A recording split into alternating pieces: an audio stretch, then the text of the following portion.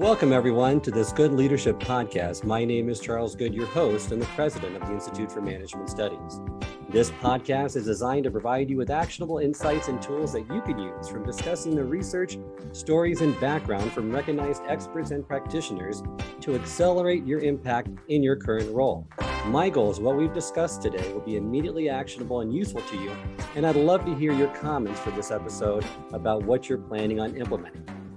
Welcome to this episode of the Good Leadership Podcast. Today, I'm delighted to be joined by Don Brown, who has dedicated his career to helping people with people in leadership, sales, customer service. He has written and co-authored several books, including Bring Out the Best in Every Employee, How to Engage Your Whole Team by Making Every Leadership Moment Count. And he's also an experienced executive coach and line level coach as well, who likes to see the results of his work across multiple industries, including brewing, automotive, airlines, banking, and medical equipment. His speaking and coaching clients include Ford Motor Company, Anheuser-Busch, United Airlines, and Harley-Davidson, to name but a few. Welcome to the program, Don. Thank you. Thank you, Charles. Before we get started, just like to kind of get some background and history from you. What got you interested in leadership development and being a coach? You know, sometimes you fall into it. And I'd been in the training and development business for a long time. And then one of the guys that was working for Dr. Paul Hersey, the developer of situational leadership, had come to the company I was in. He left and went back to work for Dr. Hersey. And he said, Don, do you want to come back and run the day-to-day? And that takes you into I probably say a 28-year relationship with Paul, and Marshall Goldsmith had gotten his start with Dr. Hersey as well. So it opens up a whole new world. It was kismet to me. Well, and it seems like it's been going pretty well for several decades now with this area. And you've developed a model, and you call it the Leaders Protocol Model, that was developed based off of input that you received from over 6,000 leaders detailing what they want to start, stop, and continue doing. If you could unpack that model a little bit for us and provide us with some insights that you discovered from those surveys.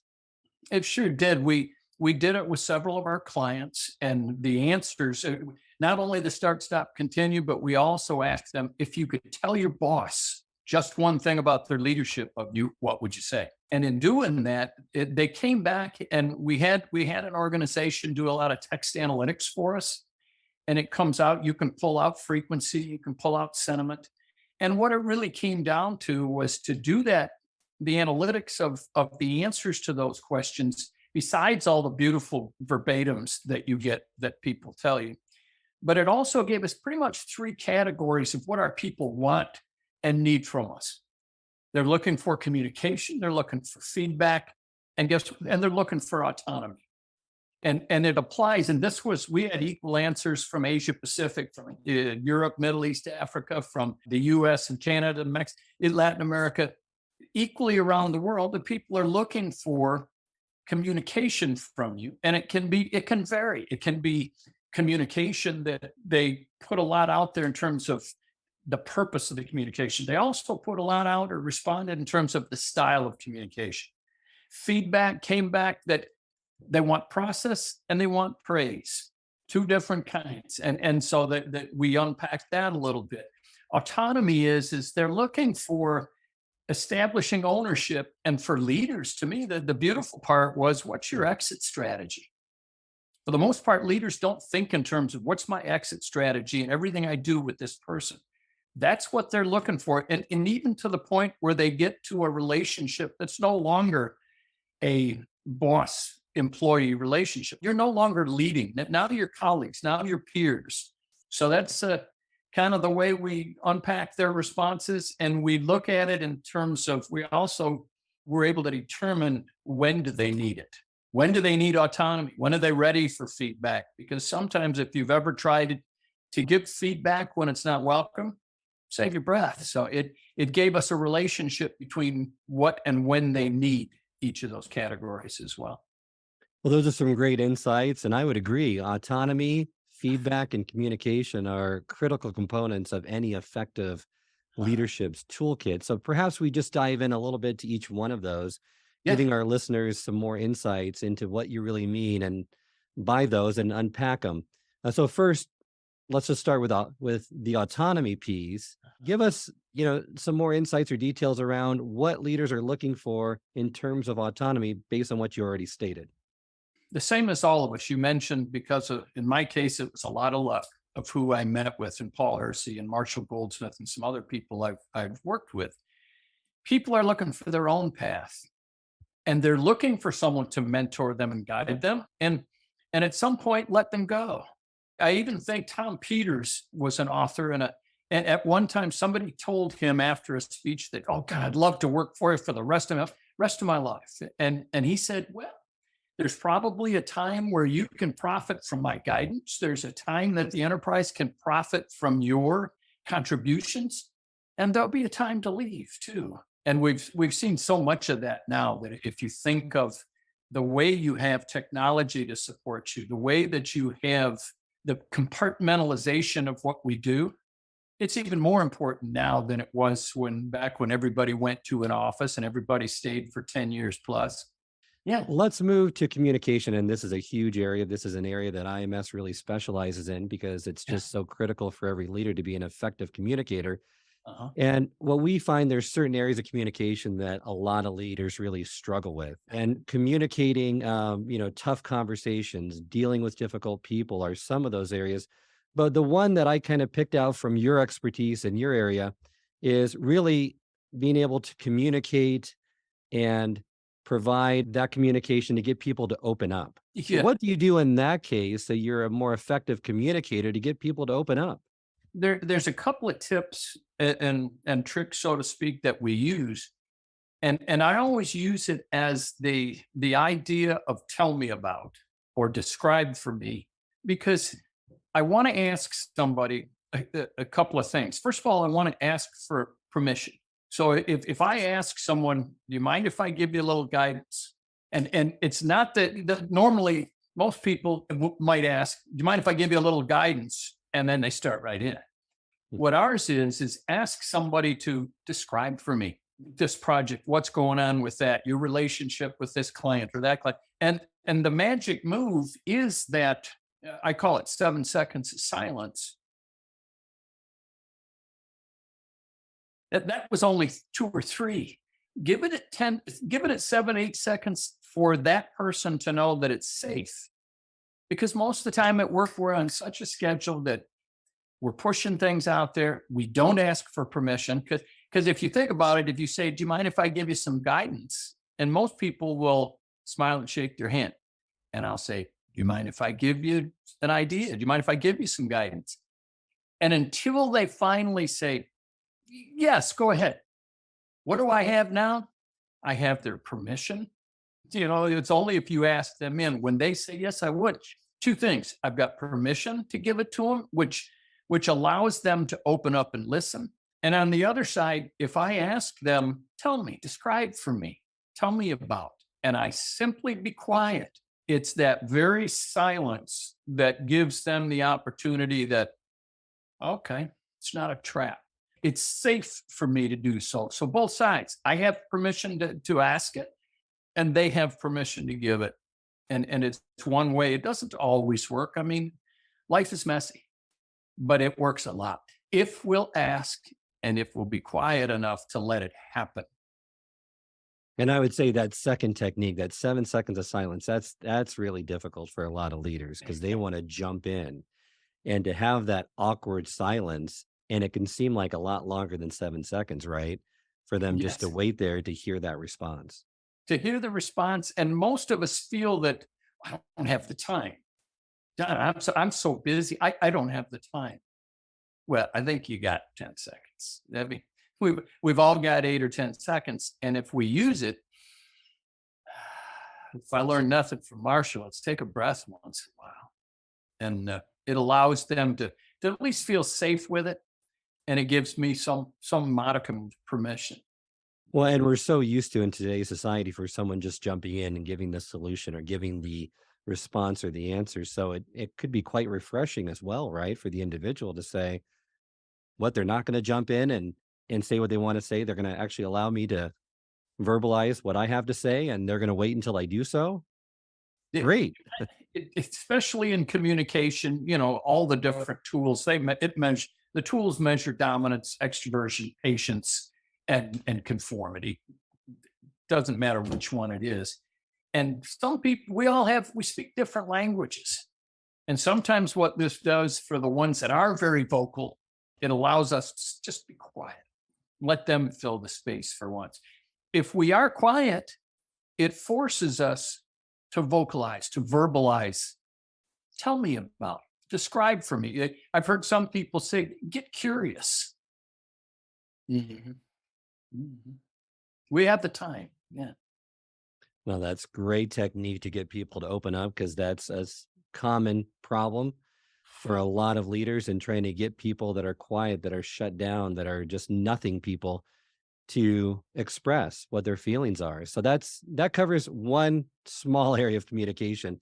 Let's let's move. So we've talked about autonomy, we've talked about communication. Let's get into feedback, because that's a huge issue with a lot of leaders as well. How to give it, how to receive it. And what I like to focus on with this area with you is another common issue is how to correct them in the moment. And identifying, is it an operational issue? Is it a personal issue? And you have some great tools around this that's going to help leaders out in trying to correct their employees in the moment. Yeah, a lot of times we forget, depending on the environment we work in, and it's very different when we are only on a virtual relationship. When we are with someone, then it's a case of, especially if it's purely operational. The thing I like to advise is to, don't do it in front of the customer. Sometimes we get so wrapped up in what we're doing. Don't do it in front of the customer. Don't do it, especially if it becomes a personal sermon. When you need to correct personally, then it becomes something that don't do it in front of anybody. I look, especially now with more virtual relationships, where in 2000, so give or take 20 years ago, it was close to 2 minutes. Every 2 minutes, we would kind of shift focus. Now it's less than 40 seconds that we're shifting focus. And what happens is, and that brings up, you mentioned before, the idea of number one competencies, and that it brings up the idea that, I have people around me, and to be aware of it. We get so out of it, of trying to do it in the moment, that I have a Brazilian colleague of mine, a psychologist. He used to talk about 99 and 1, in terms of, you want to spend 90% of your time in the present, and you want to spend 9% planning for the future and 1% learning from the past. But I think in today's enterprise, whether it's private or public, doesn't matter. In global enterprise today, there is so much focus on the future. There is so much focus on the anxiety that's driven by it. There's a lot of anxious people today. So in terms of correcting in the moment, you got to be in it first. So that it's be in the moment. It's consider whether it's operational or is it personal? Is there a personal thing you need to address, or is it just an operational situation? And if it's operational, keep it away from don't do it in front of customers or certain colleagues. If it's personal, do it in private, period.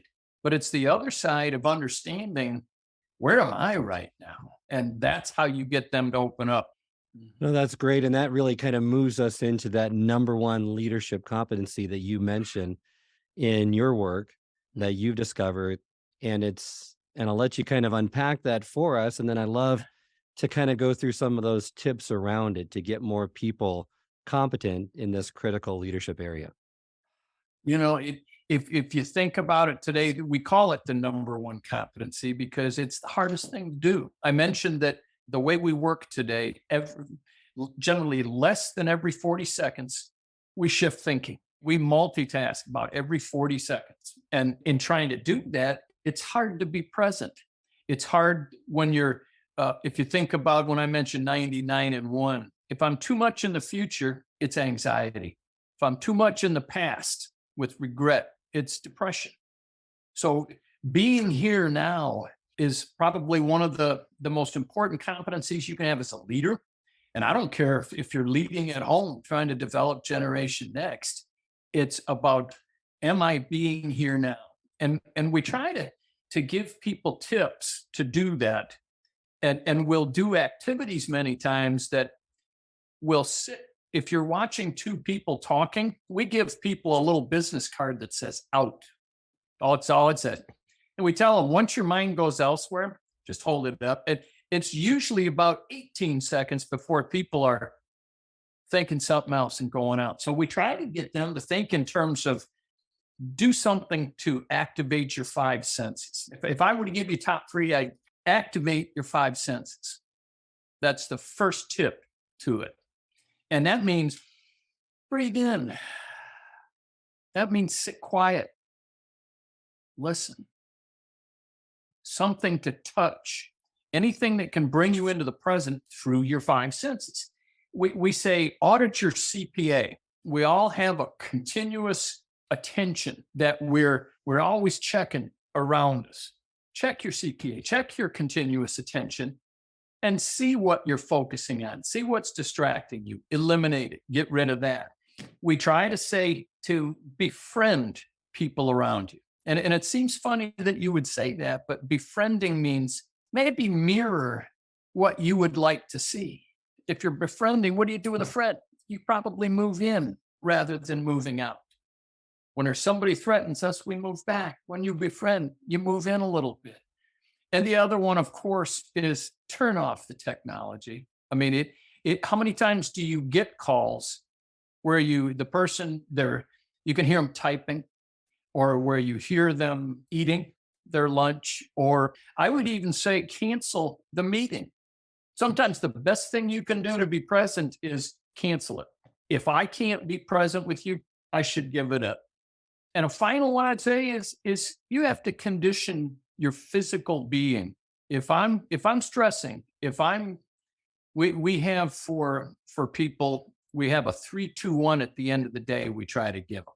You want to be present for your own life.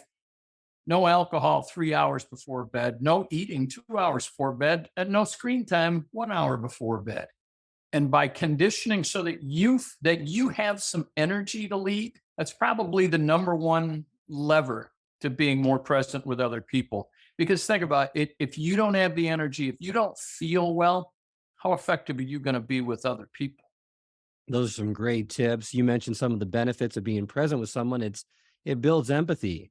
And through empathy, you build engagement. And through engagement, you build capacity with those individuals. So it's simple. It's easy to do. It's just remembering to do it consistently enough, because there's so much in our life that distracts us away from the present moment. Like you said, the anxiety of the future or the anxiety of the past filled with regret or depression. So it's always something that needs to be top of mind, and you need to be reminded of it before you build that habit. And you say really the law of 29. And if you could kind of unpack that for us, because a lot of these things aren't going to become habit right away. It takes time, correct? Law of 29 it's an old marketing adage from probably 100 plus years ago, that it takes 29 iterations. In marketing, it would be 29 touches. How many times do you turn something on? It's the same commercial over and over. It's the law of 29, because it takes 29 touches for us to notice, to listen, pay attention, to understand, to consider, to accept. It takes those. And the same thing for us in terms of building habits. If they are just habits for us, like trying to be more healthy, it'll take 29 times before it becomes automatic. And that's the beauty of it. Our brain loves rituals, but it takes a while to get there. If it is trying to change some of our interactional effectiveness, it takes 29 times, not just for us to change our habits, but for other people to notice. Other people, it may take 29 times before they realize he's been paying attention more. His brain doesn't wander off when he's talking with us. He's a lot quieter, because the first 10 times that you try to use 7 seconds of silence, they're going to think something's wrong with you. And then they start to realize he's taking time with me. Yeah. And time is the most valuable resource you can give anyone. And one of the hallmarks of great leaders is that they're fully present with who they're engaging with. I hear that a lot from well-known leaders, that when people have spoken with them, interacted with them, they felt like they were the most important person in the room. Their full undivided attention of that leader was on them throughout that conversation. So that's really something to take away as well. So we've unpacked the model, but there's one piece of the model that I love how you describe, and I think it's going to help leaders a lot, and that's around motivation and engaging their employees, which Yeah. in the long term, we all know that motivation needs to come from within. But Mhm. we also know that a lot of leaders, sometimes they need to provide that for their employees. They need to be the motivator. And this can Yes. be both frustrating and rewarding. And how can a leader become more comfortable with this role? And if you can kind of go over the options they have based on your model and Mhm. ways in which they can build that in their employees to be more engaged. I think sometimes I look at it as when you're trying to motivate somebody, whether you want to use motivation to entice or to reward. First thing I think about is, do you want to entice them? Do you want to try and use your motivators? Oh, come on, and that's the typical carrot and stick. If you hold up the carrot and you're trying to entice them into doing it, or do you wait until they do what you're looking for and use the carrot as a reward? That's what I mean by the first question is, am I trying to entice them? And the difference is you're differentiating between getting motivation or getting movement. Sometimes as a leader, and it's not that I don't care about people, it's simply that, you know what, I need compliance at sometimes. I need the movement. I'm trying to create movement sometimes, not motivation. And that's what I meant by I don't want to use it as an enticement, because then what happens when you pull the enticement away? Or if you're using the wrong enticement. And so when I think of using motivators, or what I'll call movement creators, it deals with what you give versus what they want. I love that piece Eh, of it because you're so correct in that understanding first that external consequences create movement, not Yes. motivation. Right. Let's face it, who is the one that's motivated in this equation? You are. And you're trying to get them to move and identifying options, right? And you Yeah. get four options, right? Coercion, withholding, rescuing, and reinforcement. Yes. Knowing where they fall in that model or within those options is really critical to Yes. establish the best solution. The idea of coercion and removal and so on is, you can think about giving someone what they want. Those are either enticements or rewards. I mean, you are giving them what they want. Sometimes it can be giving them what they don't want. That's punishment. People sometimes look at me like, boy, that's an ancient concept. Sometimes it's like, what I'm trying to do there is eliminate undesired behavior. You don't provide that for desired behavior. When you get what you want to give what they want. You want to reward the behaviors or the outcomes that you're seeking. If you're getting what you don't want, then sometimes you provide them what they don't want. Sometimes there's one called withholding, that you don't provide what they want. In other words, somebody says, I want this, and I've seen it in many cases. I want a higher base. Okay. And it's not warranted right now, or we can't afford it, whatever the reason. But it's also something of, I'm not, as the leader, and because what it comes down to as a leader, my job is that the work gets done and people feel good about it. We want both those outcomes. And sometimes if I'm not, from the enterprise, not getting what I need, then I'm not going to provide what they're looking for. So withholding is removing, or not providing what they want. Sometimes you're going to remove what they don't want. And that's rescue. Is the proverbial thorn from the lion's paw, that if somebody is feeling pain, if I can remove their pain, that's a motivator. So it's that idea of removing their pain. It's sometimes increasing a little bit of giving them what they don't want. Sometimes it's giving them the reward they seek. And sometimes it's for a brief period, it's withholding that, and understanding as a leader that none of that is Machiavellian. None of that is evil. It's simply as I need to have certain things happen. And I don't see a problem either with doing it in a very open way. So that's great. So for the leader, just to recap, for the leader, Yeah. really, when they're trying to motivate or engage their employees, they have to identify, okay, what are they trying to do? One, it could be coercion, right? you're giving something to someone they don't want. Yep. 2, it could be Punishment. withholding. Yeah. You're not providing what they desire until you see the behaviors that you're looking for. Yes. Third option is rescuing. This involves taking away the pain that another Yeah. feels. And Yeah. then the fourth option, or the fourth area, is reinforcement, which is the most effective option because it's targeting the behavior that you want from the other, and they want to receive it. Yes. So identifying those four initially is important, so you know kind of, okay, what are you trying to do?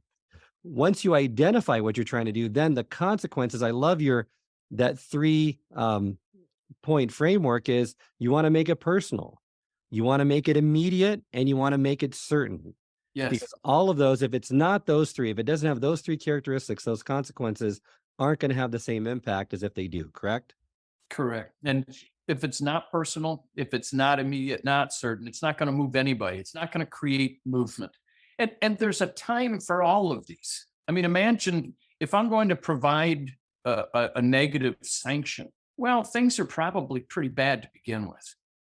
The problem we have is in a parenting context, because I've probably got 10,000 responses to if you could tell your mom and dad just one thing about their parenting, what would you say? And the problem we end up with is somebody, if you think about it, punishment is quick. Providing a negative consequence, giving them what they don't want is quick, but it's not a long-term strategy. And what happens is we feel that, well, if you don't do this, I'm going to, and all of a sudden we create the environment we don't want, and it's not going to be a long-term strategy. It's only when you have somebody that is maybe refusing compliance, that is saying, I'm not going to do it. And it's important just to keep this underlying thread going, that Yeah. we're creating movement, not motivation. You're motivated to do this. You want to create movement in the other individual. And then the last part of this model that you have around motivation and engagement is that the research has shown that really there's 3 basic needs that motivate someone that they want to satisfy. And it's performance, people, and power. So if you could kind of unpack those 3 so that a leader would better know, okay, what are they motivated by? Are they motivated by one of these 3, or could it be maybe all 3?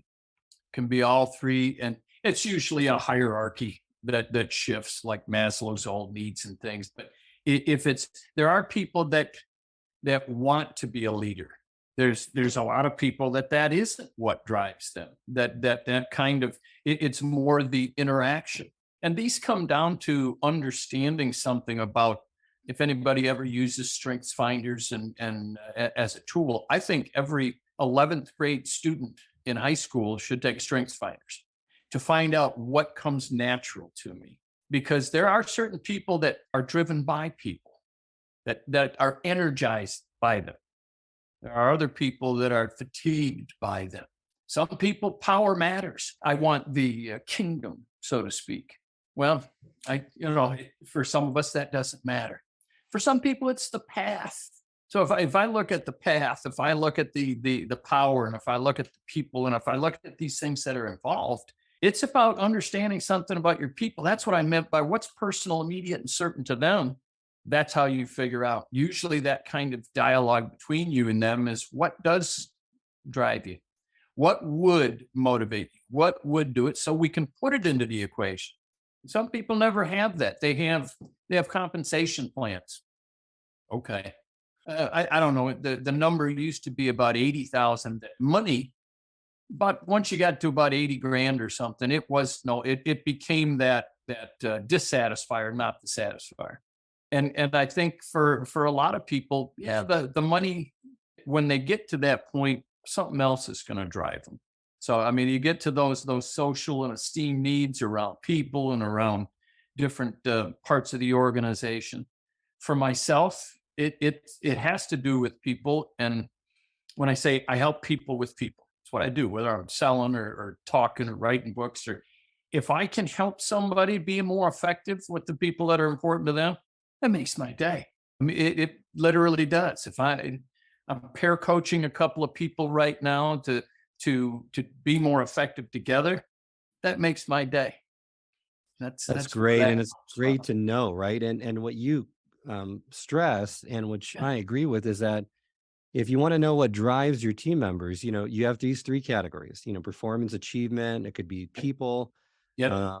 It could be the power that they want, the title, whatever the case may be. Don't be afraid to ask them. Yes. Yes.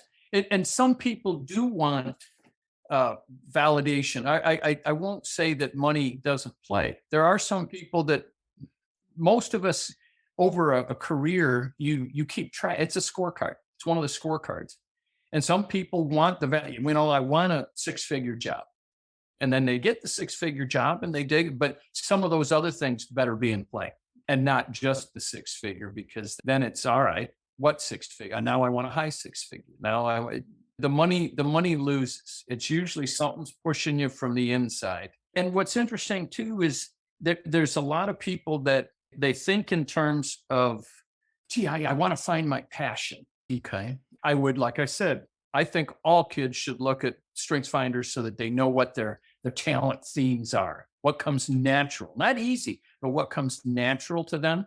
But the other thing about finding our passion, usually we find it in the rear view mirror, not something that we can I want to find the thing that's my passion. We look at our path and our passion in the rear view mirror and we find out this is what I'm really good at. This is what really drives me. And helping somebody do that, if they haven't thought about the rear view mirror yet, that's how you can really get some gold of helping them. Let's look back on where you've been successful. Let's look back on how you've been the most happy. And pretty soon a path emerges.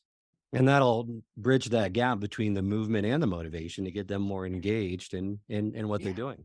Well, before we end today, I'd like to hit one more topic that I know that leaders struggle with a lot, because a lot of leaders, a lot of individuals, let's just broaden it out, are in execute only mode throughout the day. Right. They don't have time to pause, to reflect on their day, to integrate, to assimilate the information that they're learning and to try to apply it. So what are some of the ways that, and you have a great so what, now what framework that you give leaders tools to, or first explain and really emphasize the importance of reflection, and then give them those tools, those questions they could use when they're in reflect mode to get more out of those times of the day? I think what I would, and some people look at it as a end of the day, because it is the reflection to me is about so what, now what. And I think Sandy, there was an individual that used to always say, so what, now what? And meaning, so what, what's important, why is it important, and so on. And now what? Because if I learn nothing from Doc and from Marshall Goldsmith, it is the power of behavior. We grow our passion and our path generally not by plan, but by practice, by activity. So when I look at that, this idea of so what, now what, my thing is own your morning, own a little bit of the morning, and the way to do reflection. And this, I use this for people because I don't define leader as the director, the guide, the manager. I define him by leader as pioneer. You want a better world, you go first. In other words, the pioneer that goes in the uncharted. And the way to do that these days is own a little bit of your morning. Find something that, even for me, I use the 10 minutes while the coffee's brewing. And in that time, I do a very quick journal, because by writing something down, it writes it on our brain. And so I do a quick reflection on this date, and I'm just starting it. I'm writing on, what am I grateful for this morning? And it could be, hey, I'm grateful I finally got rid of the cold. Who am I praying for? In other words, prayer, the universe, however you want to phrase it. Who can I put some energy out there that I'd like to help? Because there's a lot of people that, like I said, are having problems and nobody knows. So what are you grateful for? Who are you praying for? What's your intention for the day? And that to me is nothing more than 3. It's 3 or less of what's my intention for today. And then the last one is, what's my mantra for today?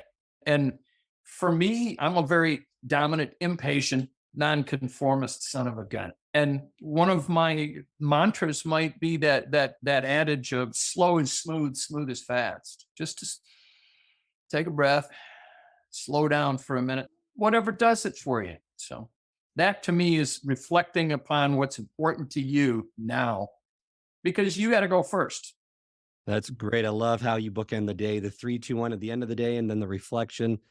Practices at the beginning of the day, great way to frame your day. And I love the mantra, and it's unique and specific to an individual. But if you find something that works, that can really get the right mindset started right from the start of the day.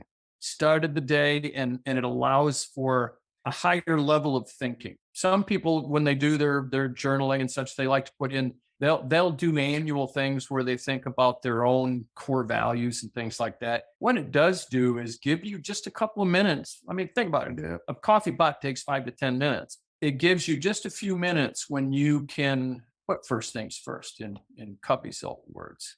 As we reach the end of every episode, I always like to ask my guest, is there one thing that you would like leaders to take away with that they could do right away to start them down this path to being a more effective leader? The thing that I would put out there, because like I said, they are pioneers, is pick one thing for you as a leader. Because like I said, if you don't have, we do a lot these days on the energy to lead. If you don't have the energy to lead, if you're hurting, if you're in pain, if you're suffering illness, if you're in a bad way, you're not going to be very effective as a leader. So my thing is always just, and I learned this from Marshall in terms of process, just pick one thing and do it.